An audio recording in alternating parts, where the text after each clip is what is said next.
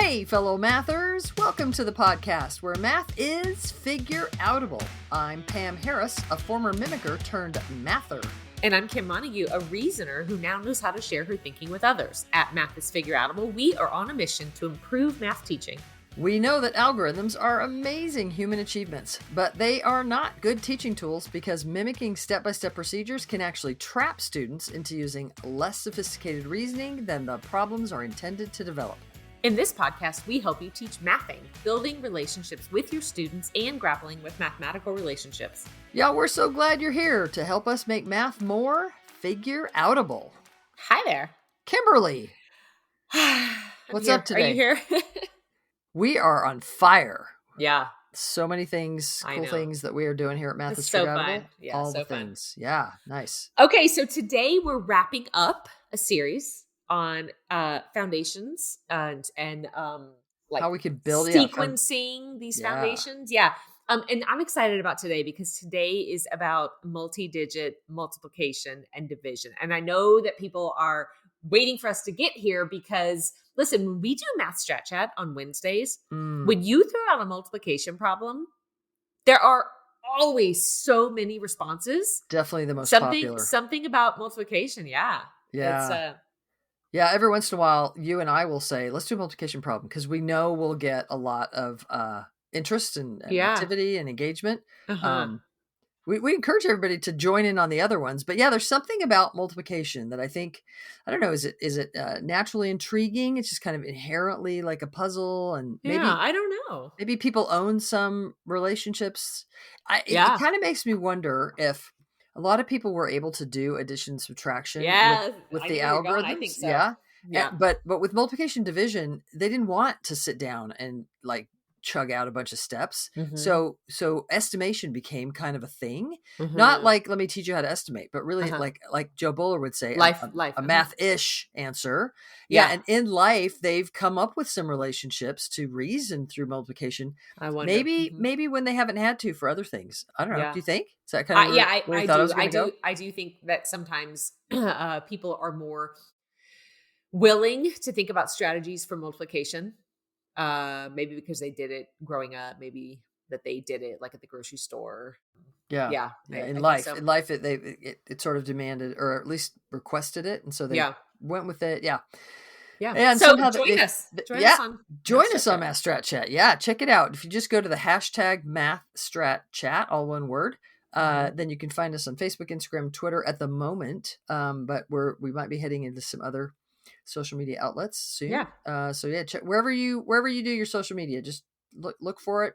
You can lurk, you can just see what other people do, but you can also, we love it when you join in. We especially love it when you comment on each other's strategies. Awesome. So Kim, like you said, we've been talking about sequencing tasks to really help build the foundations for strategies, because we do a lot of problem strings in workshops, and we do a lot of problem strings on the podcast. But there are other tasks, and we can sequence those to really help build the foundational ideas and models and strategies that can help kids math like mathy people actually math. Today, let's do that with multi-digit multiplication and division. What are some of those important threads that we want to have running through our instruction in grades that are whose mandate it is to develop multiplicative reasoning? I think a really important thread is the idea of scaling. Yes. The idea of scaling groups, different numbers of groups, that involves thinking about relationships that you own, but the idea of scaling is super important. So if I know that 2 of something is this number, then if I double the 2, I can double the other number. And if I scale it times 10, I can scale times 10 the other, the corresponding. Yeah. If I'm dividing by 10, I can divide by 10. Yeah.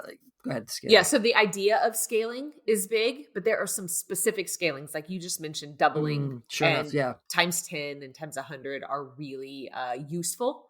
Isn't that funny that like we're talking about scaling and I immediately go to the important scales? Yeah. So 5 is half of 10 is going to be an important relationship. Just like we want to know that you don't have to know your 5s if you know your 10s with single digit multiplication. Super important that you don't have to know your 50s if you know your hundreds. Yeah. And we can also use 0.5 in lots of relationships. And we tend to call that all kind of encompassing 5 is half of 10. Uh-huh. But it's kind of all those relationships. So Yeah. I would actually call that a specific strategy that you just mentioned, but the Instead of, relationship is like the doubling and the halving. Like the gotcha. foundational thing that we need to develop is the idea of doubling and the idea of having. And the idea of making use of 10, 100, 50, 1/2. Yeah. Okay. Gotcha. That's Gotcha. just more specific in my mind, I think. Yeah. All right. So what's another foundational thread that we would want to make sure we develop? Well, we have mentioned this in every one of the episodes, which I think is noteworthy about its importance. But the idea of over and adjust. So like using that is some super friendly interesting stuff, and Yeah. then adjusting. Yeah. Yeah. And when you say we've mentioned it in the episodes, we've mentioned it in addition and subtraction and multiplication and division, whether it's small numbers or now we're growing up into bigger numbers. Super important to realize that we can use a friendly number to go a bit over and adjust. We can, It might be why it's my favorite. Do you know, I remember the day when I realized that underlying relationship existed in all the operations. Like that was unlike a lot of the other relationships don't necessarily exist in all 4 operations. Yeah. That one does. That's an important one that kind of is overarching. Yeah. Yeah. I think with multiplication, it's also super important that we have this idea of partials. So partial products, if we're dealing with multiplication, partial quotients, if we're dealing with division, but not just the place value ones that we kind of could turn into another algorithm. It's chunks you know. How could you use chunks you know either way to sort of build up to what you're looking for? That's super important. But then also completely missing from, I would say, most traditional anything out there is the idea of using factoring to multiply. Wait, Pam, factoring, isn't that all about like that's the inverse, it's the undo. Yeah, but we can actually flexibly factor. We can doubling and halving is really based on using factors. Those are strategies, but they're based on this big idea that we have a feel for the factors. It's in the episode when we talked about single digit multiplication and division, I talked about taking a product approach, which really means you look at a product and you dive into all of its factors. So it's super important that we've got this sense of factoring. So kind of the big idea there is that the decomposition of a number, you just mentioned partials, chunks you know, and factoring, like those both work towards kids' understanding of the way numbers are created. Yes, nice. And when we were in addition subtraction, we talked about decomposing and composing numbers additively. Now we're talking about composing and decomposing numbers multiplicatively. Like often when we do the partials using the distributive property, we're kind of breaking one of the factors or maybe both into additive chunks, but then multiplying them together. But when we talk about the factoring part of it, it's really breaking the numbers into multiplicative parts. And that's a whole different idea than I think any of us who were raised to multiply by repeating the steps of the algorithm. It never occurred to most of us to think about factoring. Now I'm just going to mention as far as implications for higher math goes, the fundamental theorem of algebra is all about factoring polynomials. So factoring doesn't go away, not as a thing to do, but as an inherent component part of what we're talking about. So there's just some of the underlying threads that we would want to make sure we are addressing as we attempt to start building the foundations for multi-digit multiplication and division. Yeah. Cool. So today we're going to share some sequences of things for multiplication, multi-digit multiplication and division. And you know that we want some messing around kinds of things. We've also talked about developing and analyzing strategies, and we've talked about the idea that some practice is important. Today, though, before you share, I want to just raise the idea that we've talked about there are mathematical reasons to have all of those different kinds of tasks. I also want to raise that for our students, there are reasons to have those different types of tasks. I have one son who is quieter, more introspective. He likes to work alone more. And there are some tasks that are geared maybe more towards that type of student.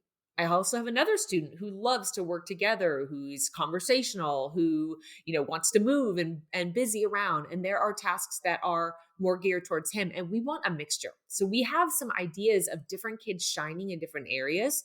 We want to hear them unpack their knowledge, sometimes solo, sometimes in partners, some in a game type setting, some where it's like deeper, richer work. And so, as listeners are listening to you share some unpacking of sequences today, I wonder if maybe they could be thinking about the types of students that they have in their class, Nice. and even thinking about specific kids, like, oh, I could see that kid shine in this area, and I might get to understand what their knowledge is in this moment because of that type of task. Hey, Kim, I have a question. I'm not actually sure I know the answer to this. Okay. I think we're on the same page that we would suggest that we want a mixture of all of these tasks for all kids. In other words, what somebody like might don't leave my quiet kid to not do anything with a partner. If that's sorry, thank you yeah. for raising that. Yeah, because somebody might have just heard you say, "Oh, okay, so I'm gonna give this kid this kind of task because they'll shine, but I'm not gonna have them do this other stuff." I'm saying that might be their personal preference, and they need all of the tasks. They need experience with Yep. all the kinds of tasks. Because Everybody does. because they're accessing different things that they are using to create a more rich mathematical experience. So I might have a quiet kid who really doesn't want to talk to a bunch of other people, but that is something for him to develop, and his math will become richer and his partner's math will become richer when they engage in that. Agreed. And vice versa. Yeah. Like everybody needs work in all the areas. Yeah. Instead of what we've done kind of traditionally, which is really only reward the kids who know how to do school. Well, the kids who know how to do school and are willing. Yeah. Yeah. That's kind of the kids who have been rewarded in our system. And let's change it up and have different kinds of tasks to help all kids develop a more well-roundedness. Yeah. I'm sure there was another way to say that. Okay. Yeah. So what are some tasks that we could sequence to help kids build the foundations for multi-digit multiplication and division? Well, I'm going to start with some messy tasks. And to be honest, we don't just say those messy tasks first because we say them because we like to start with messier tasks. I'm going to push back though, because there are times where you do some strategy something first. Oh, that's true. So maybe what I actually mean to say is there are times, when we plan sequences, we tend to plan them around the messy tasks. Yes. Is that a better way to say that? Yes. And then say to ourselves, centered around that. So we might say, based on this messy task, if for it to be successful, are there some things that we need to get bubbling up in class? Then we might do something to start that messy task. Yeah. I'm so glad you said that, because we have gone in order of messy and then strategy and then practice. And I think the people could absolutely think that that's the order. I can actually think of times where I'd have a practice come before a rich task. So there's not, and problem strings sprinkled throughout, right? Yeah. Just to be really clear, because we're not talking about problem strings in this and the last 3 episodes, doesn't mean that we don't wholeheartedly believe in them. It's just that we spent a lot of time on those. Yep. These are what to do with. Yeah. What to do along with, kinds of tasks to sequence along with problem strings. Mm-hmm. Okay, cool. So one of the things that we like to do is have kids dive into a rich, meaty multiplication problem, but in a context. Yep. So we want to start a context, and we could do lots of contexts. We also like to have specific numbers. We want to have numbers that do decompose nicely, that break apart, chunk nicely. So we might use numbers that are like $1.25 or $1.50. We might use numbers that are like 125 and 150. And then multiply those by something that's pretty chunkable, like 24 or 36 or 32. So an example problem might be that I say, hey, I'm going to make a bunch of origami. And to fold an origami, I got to have the paper and my supplies to do that. So it's going to take me about $1.25 to make each origami. And I'm going to make, say, 24 of them. So I might just throw that out to kids and say, how much money do I need in order to get the supplies to make this origami? So now I've got something like 125 times 24 or $1.25 times 24, something like that. And then go and let them start working on that. And then teacher, super interactive. If I've got kids that are adding a bunch of $1.25s together, I might intervene and say, hey, do you know, could we group some of these? I might keep track of those groups on this, this table looking thing. So I might say, well, it looks like, you're thinking about $1.25s. And so if you group those together, 4 of them, how much were 4 of them? Oh, you found that was $5. How'd you find that? It was because the four $1 and the four quarters. You put that together, you got $5. And I might kind of keep track. I might just like that much, just like 1 to 125 and 4 to $5 and walk away and just kind of see what they do with that. But I might have other kids that have sort of grouped the 125s together and they've got 250s. And I might like record that. Okay, so 2 of them was 250 and walk away. I might have kids that are doing things like with 10 of them and what that is. So depending on what kids are, I might have kids gathering the quarters together and gathering the $1 together. And we might record those, but I'm going to specifically record all that in ratio tables, nudging kids towards building the idea of a ratio table to keep track of bigger chunks that you know. Is there anything else you can think of with that messy problem, Kim, that I might add in? It's okay. That's all I got. No. Right now. We're going to have kids share out what they did and kind of like help focus kids towards, hey, we could use this table to kind of help us keep track. Ooh, were there some nice chunks? Oh, nice chunk that you did 4 for $5. That was super. A lot of kids are like, oh, that would have been nice. Or you gathered the quarters. And so we'll have that conversation about, again, nice numbers and about scaling and about using chunks that you know. But we also want to develop some intuition and foundation for division. So we want to give kids some experience in thinking about division. So we're going to do a context where kids have groups of things where we sort of would, a whole bunch of loose things. And then saying, hey, if I've got a whole bunch of, I don't know, say markers, and I need to find out what colors I've got. Say I've got, like those, can I say Crayola? Is that like a certain brand of markers? So I've got a certain brand of markers that in a box gives me 8 different colors. Maybe I want to go find out how many colors. I've got this whole huge pile of markers. Kids dumped them all out. Here's the pile. Like, how many reds do I have? If I have the same number of colors in this big pile of, I don't know, say 96 markers, how many reds do I have? Yeah. How many? Yeah. And again, I just give them lots of colors. And so then the kids are kind of thinking about, well, if I'm looking for, these 8 colors, how many do I have of each? Then they're going to be tempted to kind of deal out those markers into those 8 colors. And then I might say, well, all right, great. I know how many colors I've got of each of those markers, but now I got to put them in the box. So there's the box, and each box holds 8 markers. How many boxes do I need to put the markers back in the box? And really, in a big way, I'm helping kids reason through the 2 types of division. I want them to really think about how many 8s are in that 96. But I also want them to think about if I've got a group that, help me, Kim? How many 8s?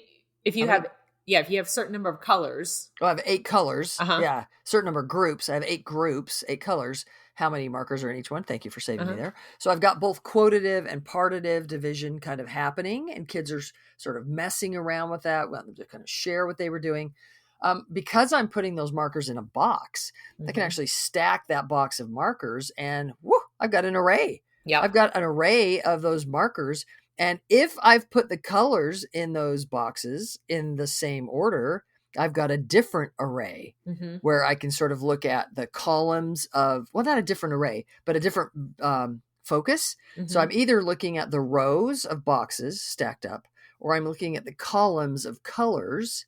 And I've really got a nice way of kind of looking at that array from 2 perspectives. Go ahead. Yeah. And I think what's nice here is that the context, you're not just saying like, oh, rows, columns, 8s, 12s, like kids can actually see the reds all in a group, the colorings. And so it gives them, I like that you said perspective. It gives them a way to view the model based on what they just tinkered with in this real life scenario.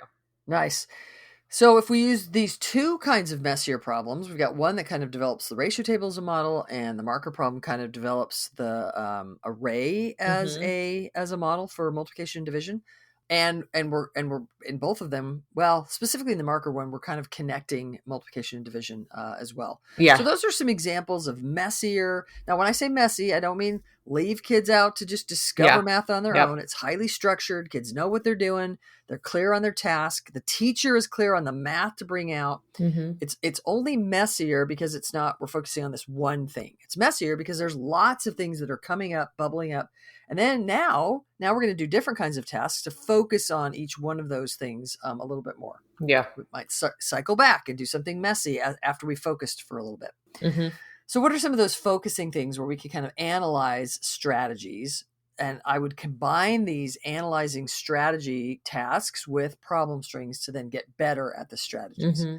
So one thing we could do is we like sort cards every once in a while. It's a different way to kind of change things up. So what if I put on a card one kind of multiplicative problem, like a multiplication problem, or a quotative division problem, or a partitive division problem. So I've got sort of three kinds of multiplicative problems: multiplication, partitive division, quotative division. Yeah. And I've got several examples of each. So I hand a group of kids, hey, group of kids in this group, I've given you 15 cards. Sort them. Mm-hmm. Which of these are giving you the two factors and are asking you for the product? That's a multiplication problem. Which of these are giving you the total and the number of groups? That's a partitive division. I have to think about that. If I've given you the number of groups and I'm looking for the number in each group, yeah, that's partitive division. Or I've given you the total and I've given you the number of groups, and you've got, no, I just said that. The other one. And that's a yes. then that's a quotative division problem. So depending on which factor I'm leaving out, whether I'm leaving out the number of groups or I'm leaving out the number in each group, those are the two types of division. Yeah. Can you see how I really don't care which one's which, as long as I develop both? Yeah. Like, it's mostly important that I develop both kinds. Yeah, go ahead. And the task is about making sense. The task is not, okay, what's the answer to this problem? Which everybody does. Everybody does. Here's a problem. What's the answer? The task is really about, do you understand different situations? And do you connect that they are multiplicative in nature? Yeah. And so you can solve these using multiplicative relationships. Yeah, that's where exactly that. Yes. So we could do some of that, getting kids to kind of connect multiplication and division in these different situations. We can also give kids some context that help them get a feel for strategies. And I'd like to talk about one of them real quick. So this is, I'm actually super proud of this context. I think Courtney came up with it. Maybe, yeah. Where we could say to kids, hey, let's go to, I don't know, like not Charlie and the Chocolate Factory, because we're not going to exactly copy that, but let's go to a chocolate factory where you, if you won going to the chocolate factory, you get to create your own chocolate bar. And then the chocolate bars that this particular chocolate factory makes are, they come out with 1-by-1 little squares. So not like a Hershey's bar where it's like a rectangle that you break off, but it's just, it's square little pieces. You put the square pieces together and you have a chocolate bar. You might recognize like a Ritter Sport. It's a yummy German chocolate. Those have those 1-by-1 squares in a Ritter Sport chocolate bar. But unlike a Ritter Sport, they can be rectangular. They're not just, a Ritter Sport is a square chocolate bar. These can be any rectangular size. And the kid who wins the prize gets to go choose the size of candy bar they're going to create. So could you picture a kid who says, all right, bam, I want to create an 8-by-12 and I'm going to make it with nuts and I'm going to make it with raisins. Yuck. No raisins in chocolate. They don't belong together. But a kid could like create an 8-by-12. And then the task is the kid gets to say, well, if I want an 8-by-12, they have to tell, part of the order form is they have to tell the factory how many squares of chocolate that will be. So then they have to actually figure out what 8 times 12 is, but it's all in terms of squares of chocolate. They have to sketch out what the chocolate bar looks like. It's brilliant. The brilliant part of it, though, really is, so maybe I'll say that's great, but the brilliant part of it really is that then we have an order form that we give kids. So we give a kid, hey, here's an order form that's been filled out. And the kid asked for, I don't know, say a 17-by-40. Why not? So the kid said, here, I want a 17-by-40 chocolate bar, and I want these ingredients in it. I want it to be dark chocolate because dark chocolate's the best. That gives my age away, huh? So many old people that like dark chocolate. Anyway, okay, so 17-by-40, and you can see on the order form that there's a place where you fill out the number of squares. But then you also see on the order form where there's a stamp that's like stamp on there that says adjust.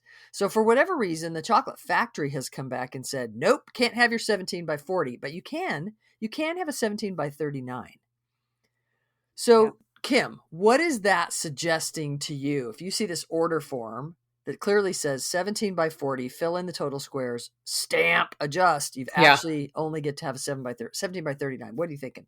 Yeah, that's really facilitating the opportunity to use an over strategy. Bam. Yeah. Like the kid is just like, it's almost like begging you to find 17-by-40. Just find 17-by-4, scale that up by 10. That's one way. And then to get 17 by 39, you just got chop off a row or a column, whichever one. 17 by, that would be a column, right? Yeah, chop off a column. Chop that sucker off and bam, get rid of 117 and you have solved 17 times 39. So we can put kids in situations and contexts where the strategies are like flashing at you. We're like, oh, use me. Use the 17 by 40 to help you in brilliant ways that kids can be just, again, they can kind of notice these patterns. We're high dosing them with the patterns. Yeah. And they can analyze those patterns and then get better at them in problem strings. Yeah. Bring problem strings in to get better. So in previous episodes, we've talked about also looking at smudge problems. We love that. Giving kids ratio tables, giving kids open arrays where we've smudged out part of the work, have them fill in the work, and then analyze what the kids were doing. We also, as we build those strategies, using the smudge problems and problem strings to get better at them, then help clarify those relationships, make anchor charts that list those relationships. What about for practice with multi-digit multiplication division? Well, very similar to what we suggested with the multi-digit addition and subtraction, we can put a strategy in a model on a card, but smudge out some of the work. Yeah. So let's say that I was doing that 39 times 17. Could I put an over strategy on a ratio table, and on a different card, put that over strategy on an array, and on a different card, put that over strategy using equations?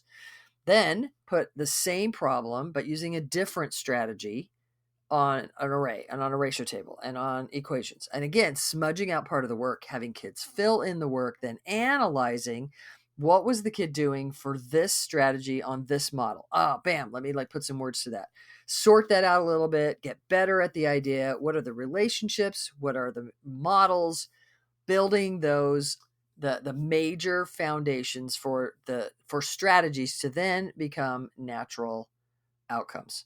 So y'all, you can go take these kind of hints that we've given you, these principles, these big ideas that you can say, wow, we really want to give different types of tasks and we want to sequence them and we want to bring in problem strings and change up the way that we're having kids work together and how they're solving problems as they're analyzing strategies to build the foundations for strategies.